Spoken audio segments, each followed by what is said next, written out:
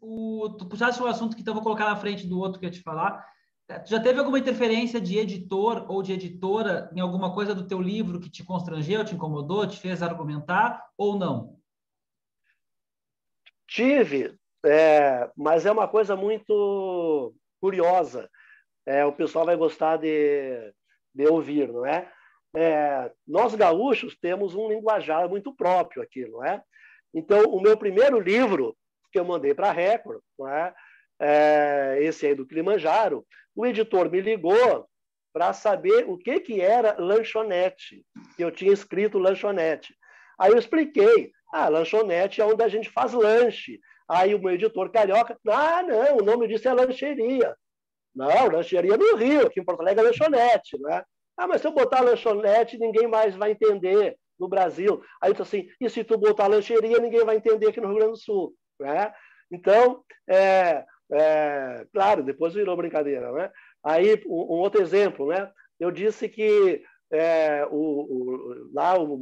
eu vinha caminhando e quase caí num peral. E ele me ligou, o que é peral? Cara, peral é quando tu cai num buraco. Uma ribanceira, Não, mas ninguém sabe o que é peral, só vocês aí, gaúchos, que sabem o que é peral, né? É peral, bota aí que é peral, né? Goleiro, né? Aqui no Rio Grande do Sul é o único lugar no país que nós chamamos aquele cara, né?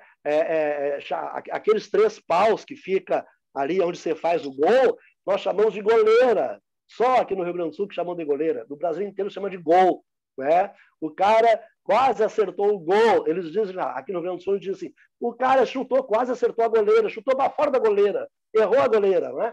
Então, na verdade, tem essas coisas assim. Então, claro, né, que como eu sou um autor daqui do Rio Grande do Sul, eu quero que a minha marca fique nesses livros. Mas né? tem saído com essa linguagem mais porto-alegrense? Tem. Na verdade, eu fiz uma malandragem. Depois que eu fiquei sabendo que eles implicavam muito, né, com o nosso dialeto aqui, eu colocava além do necessário. Aí eu negociava, tirava alguns, né? Ficava aqueles ali que não davam. Então, eu colocava o bode na sala, né? Eu colocava alguns lá que não precisava, mas que era só para tirar depois, né? E continuar. Então, isso é uma coisa muito saborosa, até dá para escrever um livro sobre isso, né? Fora isso, não. Fora isso, não. Questões mais ideológicas nunca aconteceu, assim. Não, nunca nada, né? Nunca. E até isso é uma coisa importante, né, Marcelo? Talvez no futuro, se alguém achar importante, se alguém achar interessante, os meus livros, eles falam sobre o mundo inteiro, né? São viagens sobre o mundo. Depois a gente vai falar um pouquinho disso, né? Mas sobre o ponto de vista de alguém do terceiro mundo. Os meus livros têm uma visão terceiro-mundista, ou seja, tem uma ideologia. Os meus livros têm uma ideologia, não é? De alguém, eu percebo o mundo como alguém do terceiro mundo, não é? E se alguém for procurar fazer um estudo sobre a questão ideológica lá nos meus livros, vão constatar isso aí, não é? Assim como se algum dia alguém querer fazer uma pesquisa sobre o que tem de regionalismo gaúcho em livros publicados por editora de Rio e São Paulo, também vai poder ver isso aí. Vamos falar de viagem um pouquinho, Ortiz, antes de entrar na escrita. O Ortiz tem algumas teorias sobre viagem que eu acho maravilhosas e faço questão que ele compartilhe com vocês. Ortiz, a primeira é quanto dinheiro a gente precisa para ir para algum lugar? Como é que tu faz essa conta? Isso é o mais importante de tudo, não é? A tua viagem vai depender disso, não é? A frase é a seguinte, ó, quanto menos eu gastar numa viagem, mais perto eu vou estar da realidade local. Quanto mais eu gastar numa viagem, mais distante eu vou estar da realidade local. Então, se eu vou para um determinado lugar para escrever sobre aquele lugar, eu tenho que me inserir na realidade local. Eu tenho que me integrar na realidade local para perceber, para entender, para eu poder escrever com conhecimento de causa. Não é?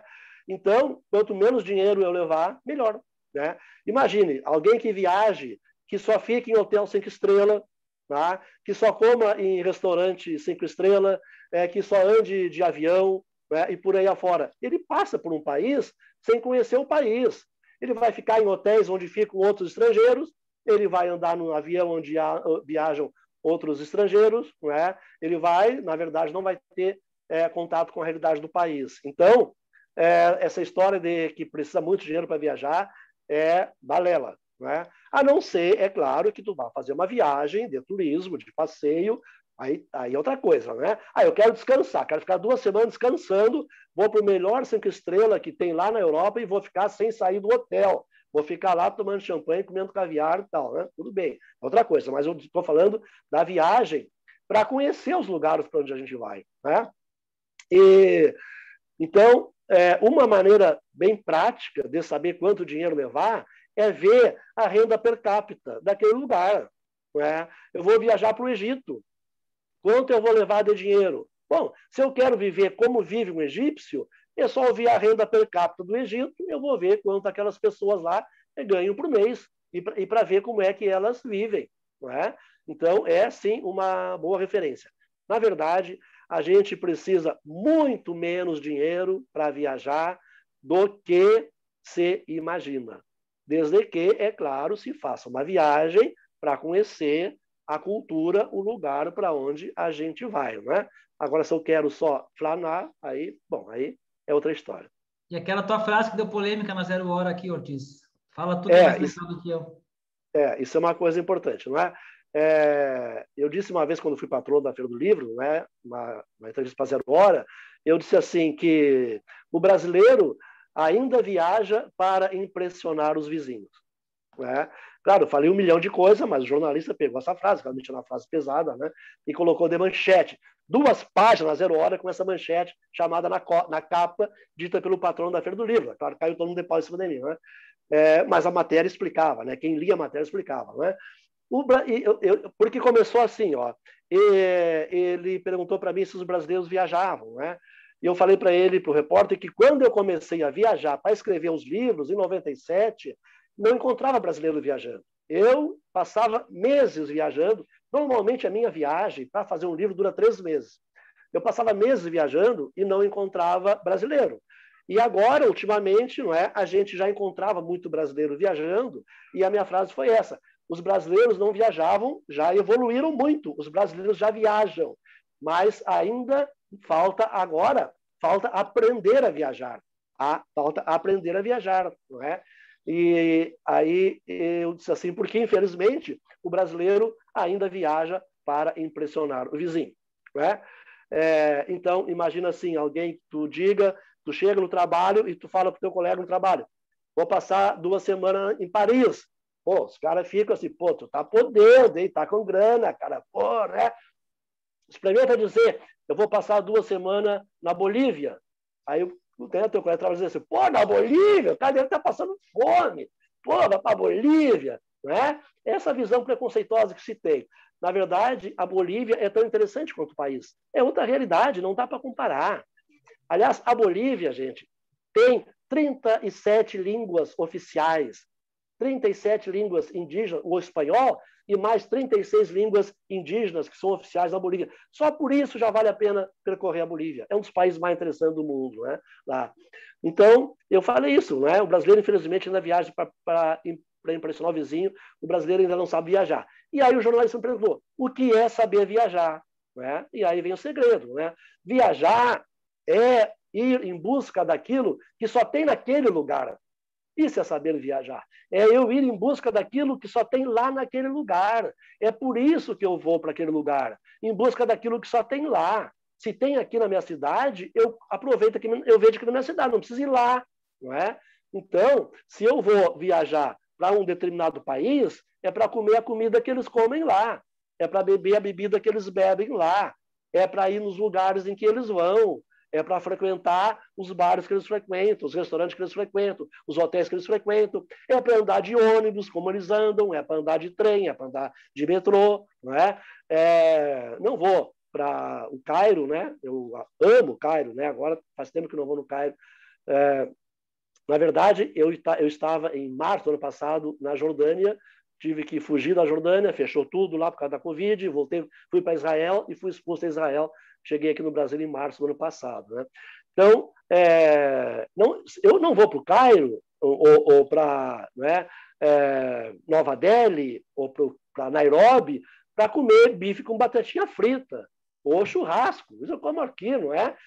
Se eu fumo, não vou lá fumar Hollywood com filtro, né? Uma coisa assim, não é? Então, saber viajar, gente, é ir em busca daquilo que só tem naquele lugar. Esse é o grande segredo. Porque o principal objetivo da viagem, tá? A viagem externa, ela é um pretexto para a principal viagem, que é a viagem interna. A viagem externa é um pretexto para a principal viagem, que é a viagem interna, que a gente faz aqui na nossa mente. A aventura externa é um pretexto para a principal aventura, que é aquela que acontece aqui na nossa mente, na nossa cabeça. Então, quanto mais diferente for o lugar para onde eu for, maior vai ser o meu estranhamento e maior vai ser a revolução que aquilo vai desencadear aqui na minha cabeça. Entendeu? Então, se eu vou para um lugar onde eu já conheço tudo, eu vou passar e nem vou notar. Eu vou voltar de lá da forma como eu fui. Agora, se eu vou para um lugar que tudo é diferente, não é? E que provoca esse estranhamento, que me faz eu olhar a realidade de outra maneira, isso realmente provoca a viagem que interessa, a aventura que interessa, que é a viagem que acontece aqui dentro. E por que a maior viagem é aquela que acontece aqui na nossa mente? Porque a maior viagem que o ser humano pode fazer é uma viagem em busca do autoconhecimento.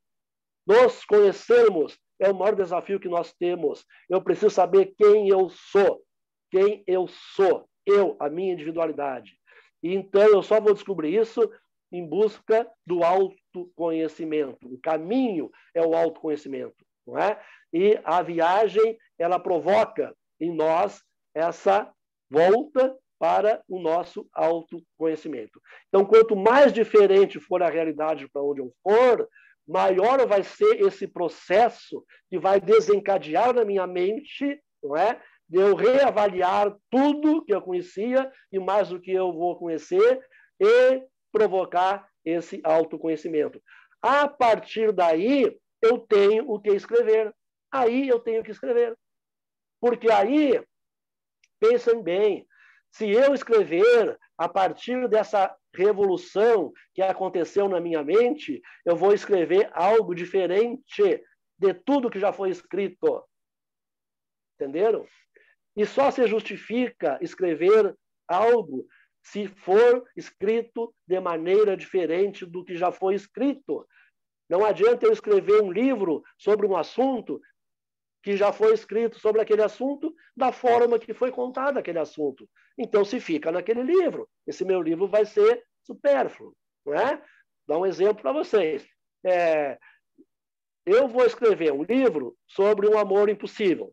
Não é? Se esse livro sobre um amor impossível não tiver o meu toque pessoal, não é? O meu estilo, a minha maneira de escrevê-lo, ele vai ser igual ao Romeu e Julieta, do Shakespeare. E é óbvio que eu não vou fazer um livro melhor que o Romeu e Julieta. Não é? Então, para eu escrever um livro sobre um relacionamento impossível, só se justifica se for diferente da forma como o Shakespeare escreveu. E esse é um processo que a gente tem que amadurecer. Por isso, gente, é importante amadurecer bastante antes de começar a publicar. É uma revolução pela qual a gente passa até chegar na hora de dizer, bom, agora eu tenho o que botar no papel e eu sei como fazê-lo. Otis, a gente vai entrar na questão da forma, né, que tu já tinha puxado antes e acho bem importante, mas uma aplicação do que o Ortiz fala e que eu também sugiro até para que vocês façam como exercício, claro que talvez não na pandemia, né, que está mudando tudo, mas que a viagem, às vezes, é a viagem para um bairro da nossa cidade que a gente nunca foi. Às vezes a viagem, o meu filho pequeno não conhece uma vaca e uma galinha de perto, ele só conhece vaca na televisão. Então, a gente ir em lugares diferentes, que não precisam ser distantes ou ser caros, já vão criar assunto para fazer um texto. Então, acho que isso é uma sugestão aí que sempre funciona, ainda mais um texto curto como exercício, né? Acho que funciona bem. Não vamos entregar Sabe tudo, como né, é? Ortiz, que a gente vai fazer no Não, curso de viagem, então ele vai falar não, de mas viagem mais no mês que é, vem, no sábado. Fala, Ortiz. na verdade, isso aqui é só estou dando só as manchetes, né? Depois tem, imagina, cada manchete dessa é uma aula. Mas sobre isso que o Marcelo falou, vocês sabem qual é a melhor maneira da gente conhecer a cidade da gente? É quando recebemos uma visita e vamos mostrar a cidade para ela. Aí é que nós conhecemos a nossa cidade. Uma vez eu recebi um amigo meu alemão, né, nas minhas viagens, obviamente eu faço muita amizade. Recebi um amigo meu alemão e ele pediu para eu mostrar o centro histórico para ele. E eu comecei ali no mercado público, para quem mora em Porto Alegre, e fui até o gasômetro, o centro histórico.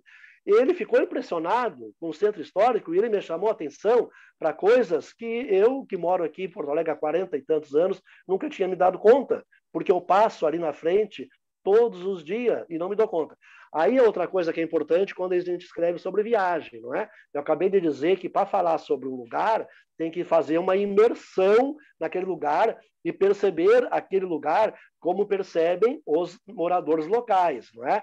Mas nunca perdendo o olhar do estrangeiro, porque esse olhar do estrangeiro é que vai me fazer ver coisas que os moradores locais não perceberam, porque passam todo dia ali. Então, eu tenho que ter essa habilidade, não é? De mergulhar na realidade local, ler, interpretar a realidade local sob os seus parâmetros, mas nunca perder aquela pitadinha do olhar estrangeiro, que é para não deixar passar nada. Tu faz pesquisa, Ortiz, antes de ir para os lugares ou não? Antes de viajar? Faço uma pesquisa, não é? Eu primeiro faço o roteiro. Eu não gosto de voltar nas minhas viagens, eu sempre sigo em frente, não é? Por exemplo, eu atravessei a América do Sul, do Pacífico ao Atlântico, por dentro da floresta amazônica. Eu comprei uma passagem de Porto Alegre até Lima, no Peru, e comprei outra 6 meses depois, de Belém do Pará até Porto Alegre. O que tinha no meio era a viagem, não é? Então, eu pesquiso para não acontecer de eu passar perto de algo interessante e não ver. Então, essa é a pesquisa que eu faço, né? Eu não planejo a viagem, é diferente. Uma coisa é pesquisar por onde eu vou passar, outra coisa é planejar a viagem. Eu não planejo a viagem, tá? Porque senão eu vou engessar a minha viagem e as peripécias que eu quero que aconteça no caminho, que vão gerar a aventura, que vai dar o tempero na viagem, ela se perde. Os imprevistos, os improvisos, os imprevistos e os improvisos de uma viagem é que dão o tempero a essa viagem. Isso tem que se refletir na escrita depois, não é? Então eu deixo rolar, vamos ver o que vai acontecer, porque o meu livro ele reflete a minha viagem, não é? Então, se eu quero escrever uma história mirabolante, cheia de reviravoltas e peripécias, não é? E situações inusitadas e mudanças de direções toda hora, eu tenho que fazer uma viagem assim, não é? Senão não vou conseguir escrever, né? Então, eu não planejo muita viagem, não. Ortiz, então vamos falar um pouquinho da forma. Tu disseste lá que tu encontrou a forma de escrever, depois escreveu e depois procurou a editora. Que forma foi essa que tu encontraste na época? De que forma ela segue até hoje? Bom, então, eu sou jornalista de formação, não é? E o livro Aventura do Topo da África era o primeiro e era uma reportagem jornalística. Mas, claro que eu não queria contar, não queria fazer uma reportagem convencional, uma reportagem como existem aí, não é, nos jornais, não é? Porque a reportagem é uma linguagem, não é? A crônica é outra linguagem, o romance é outra linguagem, não é? Depois eu vou falar um pouquinho sobre essas diferenças aí. E a diferença muda, às vezes, mudando uma palavra só numa frase, mas muda totalmente a linguagem. Então, a primeira decisão minha ao escrever essa reportagem foi escrevê-la na primeira pessoa. Não é convencional uma reportagem na primeira pessoa. Eu decidi escrever na primeira pessoa. Por quê? Porque eu vivi muita emoção ao escalar a montanha. Então, se eu quero fazer uma reportagem sobre como se escala uma montanha, e eu vou entrevistar alguém que escalou a montanha, e eu vou fazer essa reportagem na terceira pessoa, esse que escalou a montanha, ele vai ter dificuldade em passar as emoções dele para mim, não é? Ele, a não ser que seja um exímio contador da história, né? Mas, de qualquer forma, eu contaria uma história de segunda mão, né?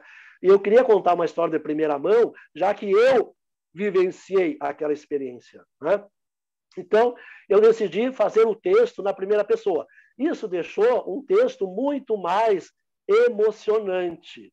E aí vem uma frase que eu gosto muito de dizer: gente, arte só é arte se ela emocionar as pessoas. Se não emocionar, não é arte. Pode ser qualquer coisa, tá? A arte tem que emocionar. E então a minha história ficou muito emocionante porque eu consegui passar essa emoção para a reportagem, porque ela foi na primeira pessoa. Um exemplo que eu vou dar para vocês. Eu recebi um e-mail de um leitor, que eu nem sei de onde é que veio, né, dizendo o seguinte: cheguei, depois que eu li o livro, cheguei ao cume do Kilimanjaro com o senhor. Faz 3 dias, ainda me doem as pernas. Né? Quer dizer, o cara sentiu a dor que eu senti nas pernas ao escalar a montanha, ele sentiu ao ler o livro. Isso é o máximo, né, gente? Passar para o leitor a emoção que a gente sentiu, inclusive a própria dor, né? Isso por quê? Porque eu escrevi na primeira pessoa. É uma característica do livro e não tem dúvida que é um dos motivos que faz os meus livros venderem tanto. Bom, outra coisa, né? Que é uma consequência da primeira. Como eu escrevi o livro na primeira pessoa, né, o protagonista da história era eu mesmo. Então, eu escrevi uma reportagem onde o repórter é o protagonista da história. É uma coisa diferente, não tem no jornalismo, né? Não tem no jornalismo. Mesmo o correspondente de guerra, ele vai lá e ele conta a história a partir das fontes deles lá. O correspondente de guerra, ele não mata alguém lá para escrever como é que ele matou o cara e o que ele sentiu. Ele vai entrevistar alguém que matou lá e tal, né? Então, o fato de eu contar na primeira pessoa para passar mais emoção fez com que eu fosse o protagonista da história, que também é uma coisa que não é comum no jornalismo, né? Na reportagem. E aí, outra coisa também que vem já de o que eu imagino seja uma linguagem mais moderna. O pontual, numa reportagem, a gente busca na internet. Se eu quero saber objetivamente o que aconteceu, eu busco na internet. Por que eu vou ler um livro, não é, de 300, 400 páginas? Eu vou ali na internet e busco a informação. Então, eu decidi que, ao descrever os lugares que eu ia encontrando, eu não os descrevi sob o ponto de vista técnico, mas sob o ponto de vista das lendas daquele lugar, né? Vou dar um exemplo para vocês entenderem. Tem o Kilimanjaro, que é uma montanha. No lado do Kilimanjaro tem uma outra montanha, que essa outra montanha ela teve uma erupção, era um vulcão. O Kilimanjaro é um vulcão. Essa outra montanha era um vulcão. Ele teve uma erupção. A última erupção que ele teve foi só lateral, destruiu uma lateral, não é, da cratera, e ele ficou assim com uma cratera toda disforme, né? Muito feio, né? Do ponto de vista geológico, é essa a explicação. Ele teve uma explosão, foi surgindo uma cratera lateral, aquela cratera lateral explodiu e provocou uma cratera que ficou disforme, cheia assim, né, de falhas e tal lá, né? Isso é do ponto de vista geológico, mas isso aí encontra em qualquer lugar da internet. Mas a tribo que mora naquela região conta essa história de maneira diferente. Tá? Conta que esse vulcão, chamado Mauense, que ficou desfigurado, apagou o fogo dele. Ele foi no Kilimanjaro, que é o vulcão que estava ali perto, e pediu fogo emprestado. O Kilimanjaro emprestou fogo para ele, ele voltou, deixou apagar o fogo no caminho. Ele voltou e pediu fogo de novo para o Kilimanjaro. O Kilimanjaro emprestou, ele voltou, deixou apagar o fogo no caminho. Ele voltou e pediu pela terceira vez o fogo para o Kilimanjaro. O Kilimanjaro ficou indignado, revoltado, deu uma burbada na cabeça do vulcão Mauense e ele ficou daquela forma toda desfigurada. Essa é a explicação que a tribo que vive na encosta da montanha dá para aquela história, para aquele vulcão ter aquela formato. E essa é a história que eu conto no meu livro. É a história que eu conto no meu livro. É muito mais saborosa, gente, né? É muito mais legal. Como matéria-prima para contar uma história, é muito mais legal. E eu não estou mentindo. Isso é uma coisa importante. Os meus livros de não ficção, tudo que eu relato aconteceu. Tudo relato que aconteceu. E eu conto que foi assim que aquele vulcão ficou com a borda toda desfigurada. Eu menti? Não, eu conto a lenda dos caras. Os caras acreditam que é assim. Eu estou contando a maneira como aquele povo percebeu aquela realidade. Né? Então, e tem isso aí e outras coisas mais também. Né? Isso com relação ao conteúdo. Né? Vai daí que começaram a fazer TCCs sobre os meus livros, e alguém botou lá no nome do TCC dele que eu tinha criado um novo gênero jornalístico que ele batizou de jornalismo de aventura e pegou. Então, o jornalismo de aventura, o que ele tem de diferente do jornalismo convencional? Ele é escrito em primeira pessoa, o protagonista da reportagem é o próprio repórter, e ele procura muito mais emocionar do que informar. Né?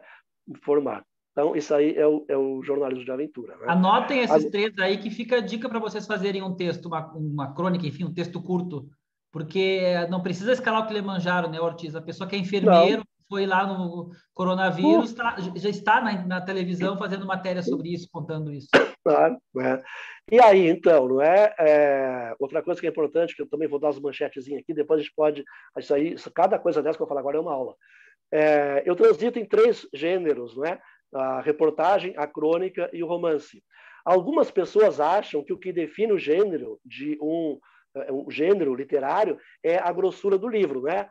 Um livro grosso é o romance, é fininho é uma novela. É bem fininho é conto, né? Não, gente, o que define o gênero não é o tamanho, é a linguagem, não é? Assim, ó, rapidamente. Por que o romance normalmente é uma história maior do que a novela? Porque o romance é uma história que gira em torno de diversos personagens. Então, ele tem que ser mais grosso. A novela é uma história que gira em torno de um único personagem. Então, é claro que eu posso contar essa história em menos páginas. Não é? O que é um conto? Um conto é uma história onde o drama é mais importante que o personagem. Para eu escrever, é impossível desenvolver um personagem em 3 páginas. Um conto tem 3 páginas. Por quê? Porque ele não desenvolve o personagem. O conto, ele se baseia no drama, na história ali que ele está narrando. E assim vai. Então, o jornalismo, eu fiz uma regrinha para simplificar aí, e nas aulas aí que eu dou aí com o Marcelo. Né? Então, pense assim, ó, a reportagem, a não ficção, ela informa, tá? Depois eu vou explicar mais. A crônica é uma linguagem mais sofisticada que a reportagem, mais elaborada, mais literária. Então, a crônica sugere. E o romance, que é uma linguagem muito mais sofisticada, muito mais literária, o romance insinua. Então, na reportagem, na não ficção, eu informo, eu passo uma informação. Eu não posso deixar espaço para o leitor interferir na história que eu estou contando. Eu tenho que entregar tudo para ele, eu tenho que informar. A crônica já é um texto mais literário, mais sofisticado. Então, no texto, eu vou sugerindo uma história e vou deixando espaço para o leitor ir completando essa história. O romance é uma história muito, muito, muito mais sofisticada ainda. Então, no romance, eu preciso uma interatividade muito maior com o leitor. Então, no romance, eu vou insinuando uma história e o leitor vai completando essa história. Dizem que os grandes escritores são grandes escritores não pelo que eles escrevem, mas pelo que eles deixam de escrever. O ideal num romance é que o autor entre com 5% da história e o leitor entre com 95% da história. Isso é arte, é uma linguagem onde tu te comunica de forma individual com cada leitor. Por isso que a gente diz, cada leitor lê uma história diferente. Se nós pegarmos 100 leitores e dermos o mesmo livro, e se for um grande livro, cada leitor vai ter lido uma história diferente. Né?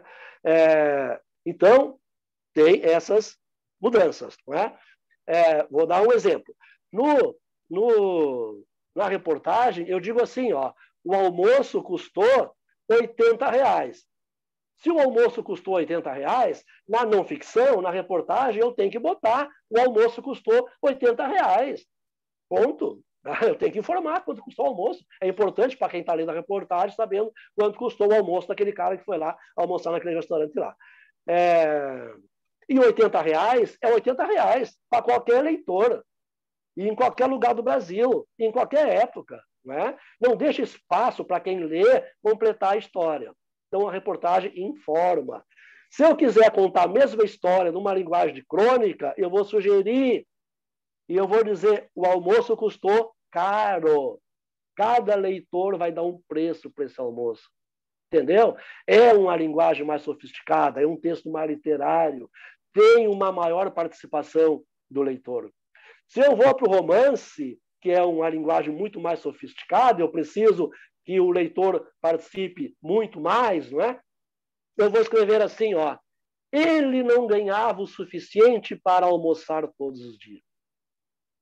Vejam essa frase. Alguém lê essa frase, tá? Alguém lê a seguinte frase. O almoço custou R$ 80. Morreu. Acabou a história. Se ele lê assim, ó, o almoço custou caro. Pô, eu fico pensando, pô, caro, né? Alguém vai dizer, custou R$ 20. Para outros caras é 300. Mas tá ali, né? Tá caro, tá entre 40, 200, tá, tudo bem. Tá. Agora, se o cara lê assim, ó, ele não ganhava o suficiente para almoçar todos os dias. Imagina a história que eu meto na cabeça do leitor com essa frase. Né? Então, quando a gente vai escrever uma história, por isso que eu digo, né? O como contar é talvez até mais importante do que o que contar. Né? Eu tenho que decidir. Bom, eu vou contar, a minha história vai ser uma crônica, vai ser assim, vai ser um conto. Né?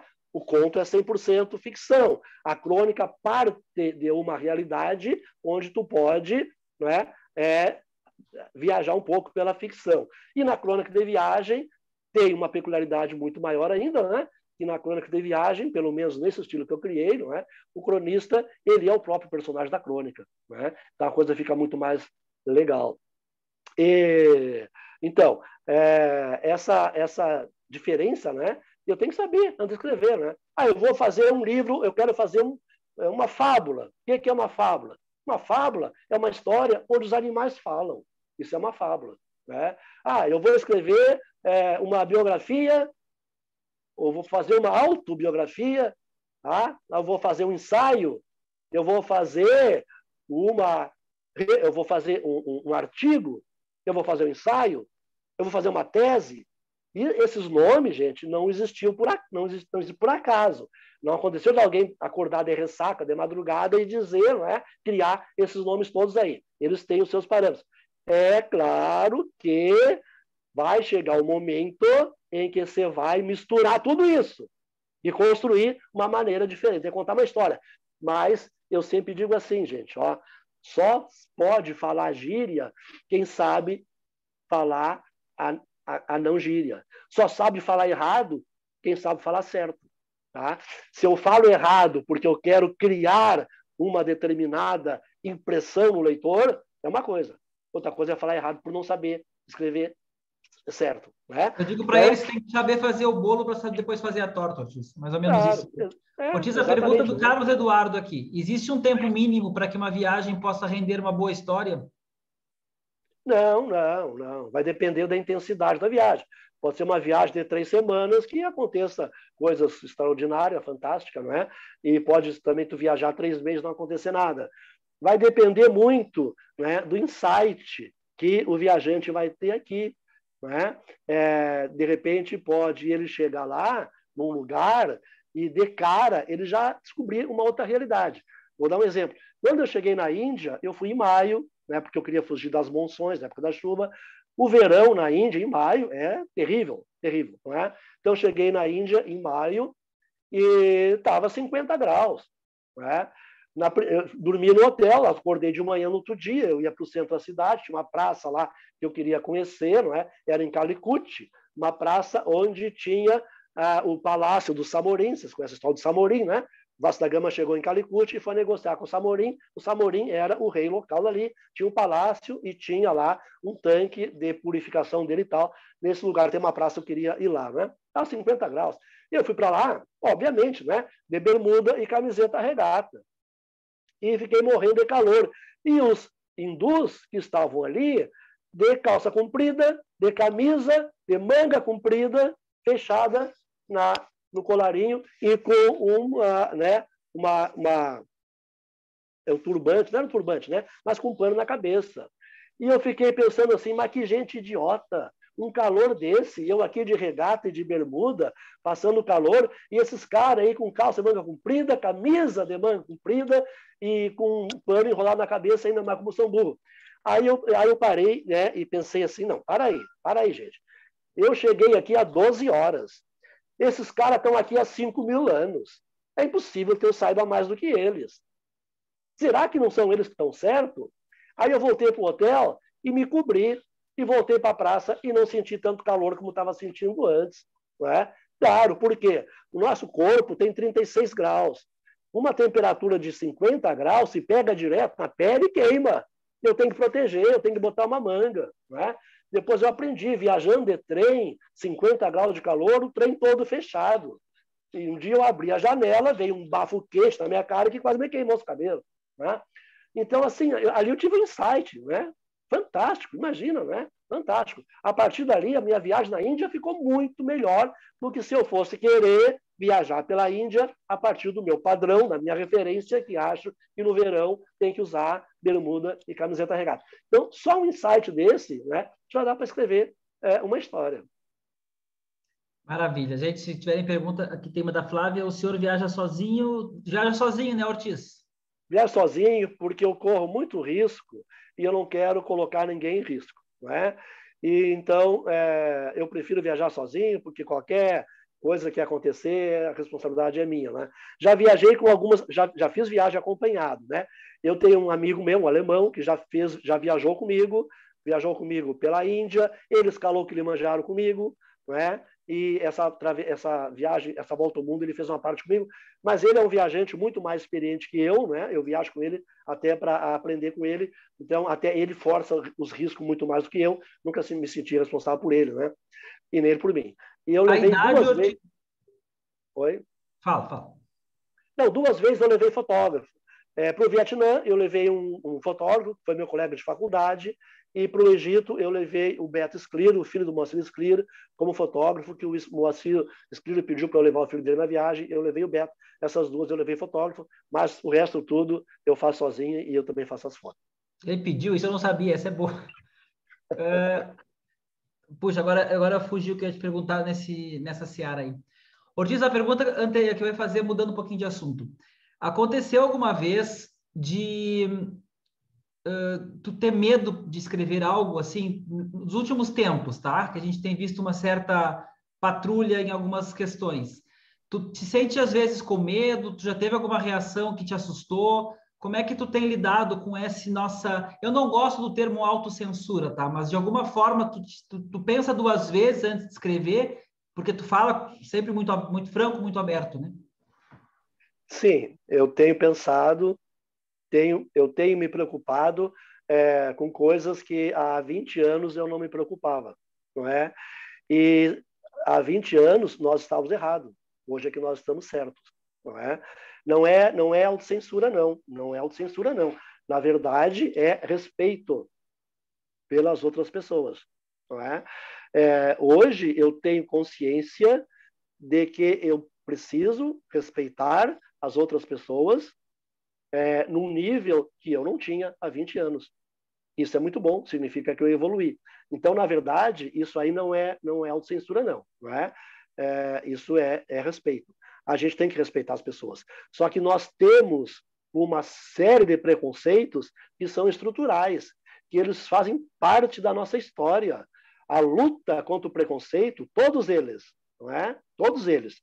É uma luta diária, até diria mais, é uma luta de hora em hora, de minuto em minuto.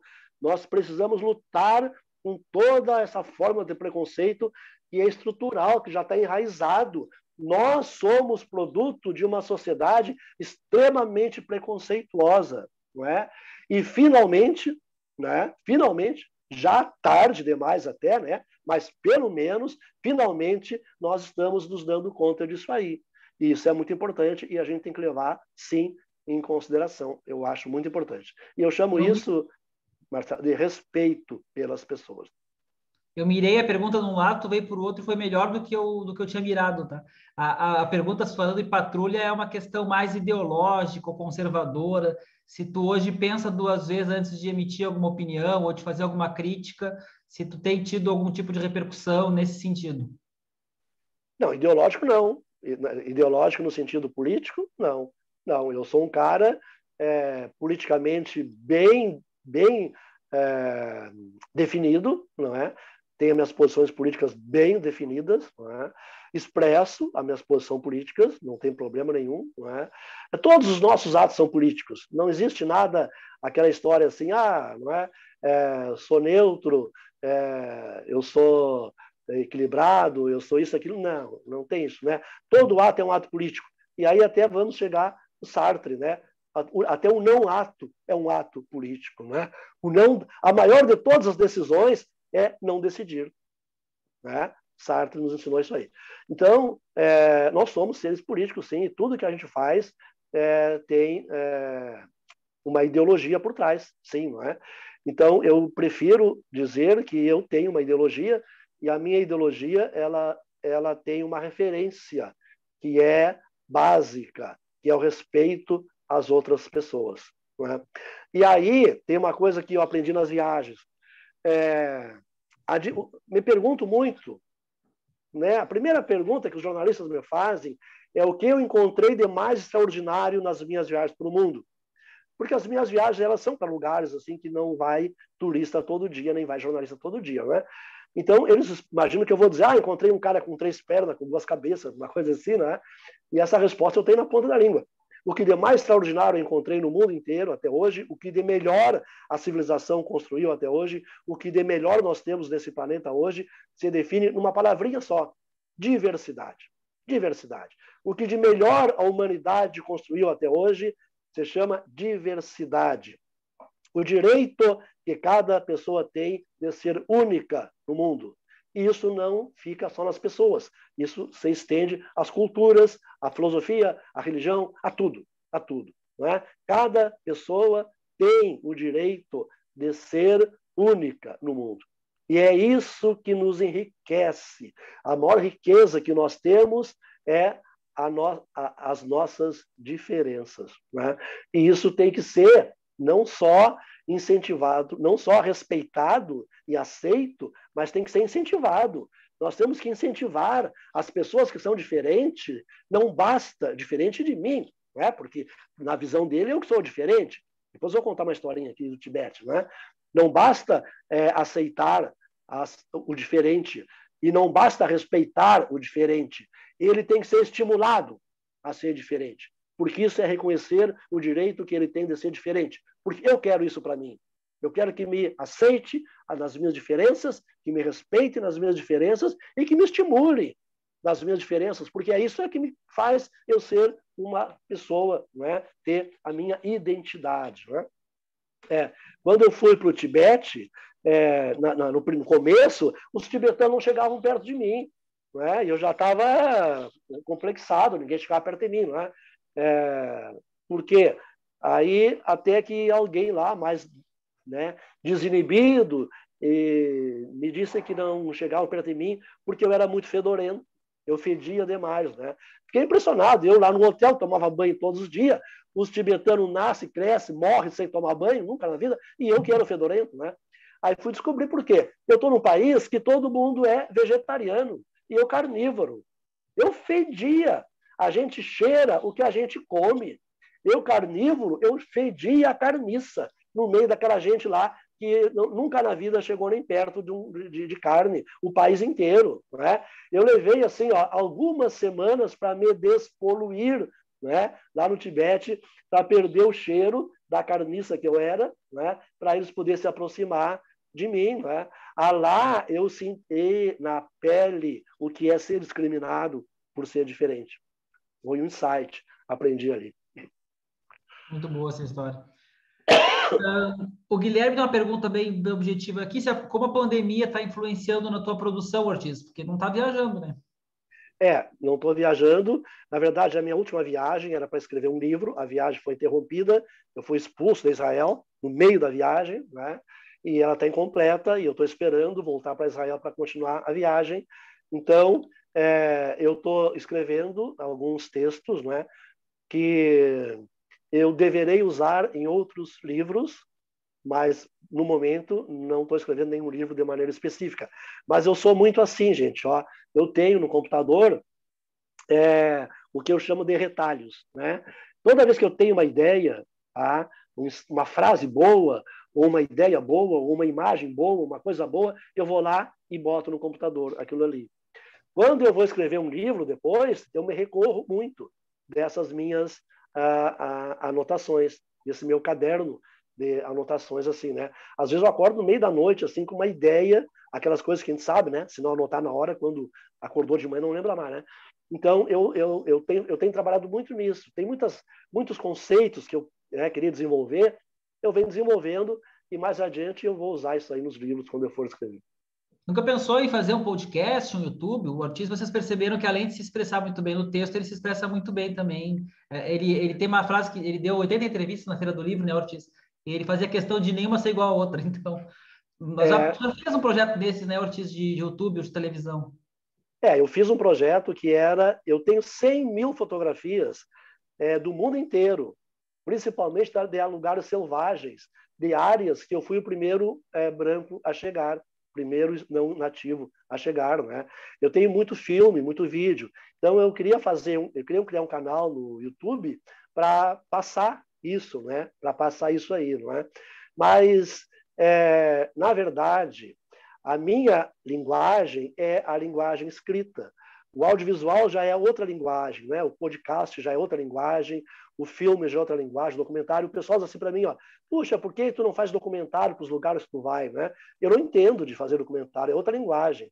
Né? Eu mal e porcamente entendo da linguagem escrita. Essa aqui é o meu habitat, aqui onde eu navego. E eu acho, Marcelo e demais colegas, que eu iria perder meu foco, né?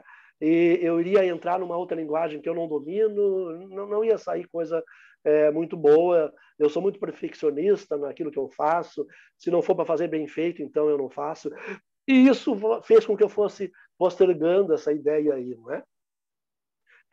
Eu precisaria fazer uma parceria com alguém do audiovisual que domina essa imagem aí, e então aí sim a gente poder fazer alguma coisa por aí, né? Ó, quem está ouvindo aí ao vivo, porque depois tem alguns que vão ouvir gravado, Ortiz. A gente grava para os alunos de outras turmas que queiram ouvir. Sim. Tem muito aluno aí que é do audiovisual e tal, quem estiver ouvindo, mande e-mail para mim que eu mando para o Ortiz. Para fechar, Ortiz, eu vou pedir que a Tamires, eu não combinei contigo, mas eu li a tua mensagem aqui no chat. Se tu puder falar aí, Tamires, a tua impressão e também aproveitar e fazer a tua pergunta, só fala para nós de onde tu está falando. Tá, eu sou de São Paulo, capital, e assim, com esse bate-papo a gente percebe que o Ayrton é pioneiro, né, na construção de uma linguagem inovadora e da reinvenção da literatura de viagem, e demonstra bastante segurança. A minha dúvida é mais no sentido de saber se existe autocrítica, como você lida com ela, e com os momentos de bloqueio. Bom, ótima pergunta, né? Primeiro, em relação à crítica, né? Eu sempre pensava assim, puxa, e se alguém vai para o jornal e destrói um livro meu, como é que eu vou me sentir, né? Eu tinha essa preocupação, né? Mas, graças a Deus, até hoje, nunca ninguém destruiu um livro meu, nunca tive uma crítica, assim, né? Pelo contrário, as resenhas, as críticas, todas foram elogiosas, né? Então, isso aí é uma experiência que eu ainda não tive, mas claro que um dia eu vou ter, um dia alguém vai meter um pau em mim, não sei como é que eu vou reagir ainda, né? A autocrítica, ela tem que ser muito consciente, porque ela é muito perigosa. A autocrítica é muito perigosa, ela pode nos levar a um bloqueio, como tu estás falando mesmo, não é? A gente tem que ser exigente, tem que buscar a perfeição, não é? Mas a gente tem que ter consciência de quando atingiu o melhor que a gente pode fazer. Né? E naquele momento em que eu achar que aquilo é o melhor que eu posso fazer, o texto está pronto. Claro que se eu parar ali e daqui 3, 4 meses eu pegar aquele texto, eu alteraria ele. Mas se for assim, eu não vou publicar nunca nada. porque eu vou estar sempre evoluindo, significa que eu estou evoluindo. Então, eu acho assim, quando tu acha que o texto está pronto, publica, não te preocupa, tá? O Sting tem uma frase que eu gosto muito, eu trouxe para os meus livros. O Sting disse assim, ó, eu vou aprimorando os meus discos, né? Vou gravando, aprimorando. Chega no momento que eu desisto. Aí é hora de mandar para a gravadora. Tá? Então, a gente vai aprimorando o texto, mas chega uma hora que a gente desiste. Aí é porque o livro está pronto. E uma boa pista para ver que está na hora de desistir é quando a gente muda e viu que a nova forma está igual ao que já tinha escrito antes, lá atrás, e que eu já mudei também. Quando chega aí, opa, para aí, agora estou andando em círculo. Né? É a hora de dar por pronto o texto. Né? Então, isso, a pergunta é muito boa e realmente sugiro que vocês pensem muito nisso, levem muito em consideração. É importante a gente ser perfeccionista, tá? Mas não ao ponto de achar que nada que a gente escreve está bom ou se bloquear. Não é? Cada época da nossa vida, a gente vai escrever de maneira diferente. Então, tem que ficar o registro do que a gente escreveu. Por exemplo, né? Os meus livros, eles são constantemente reeditados. Todos os meus livros, eles estão todos em catálogos, são constantemente reeditados. E o meu editor pergunta para mim, né? Tu quer alterar? Não, não quero alterar nada. Aquilo ali é um documento daquela época. Se eu fosse fazer hoje, eu faria outro livro, é óbvio, não é? Mas aquilo ali é um documento daquela época, deixa como está. Ah, mas tem uma frase aqui que tu podia melhorar. Não, hoje eu podia melhorar, mas quando eu escrevi o livro, não. Quando eu escrevi o livro, eu achei que aquela frase era melhor. E se tem frases nos meus livros anteriores que eu poderia melhorar, significa que eu estou escrevendo melhor, né? Pior é quando a gente não vê nada que possa melhorar, não é? E se tiver uma frase, Ortiz, não sei se já aconteceu, que como tu disseste, há 20 anos atrás, algumas palavras, algumas construções não soavam machistas ou preconceituosas para nós. Já aconteceu de tu mexer por causa disso, ou tu prefere manter como estava, ou teus livros não surgiram problemas assim neles? Boa questão, porque tive uma experiência prática nisso aí.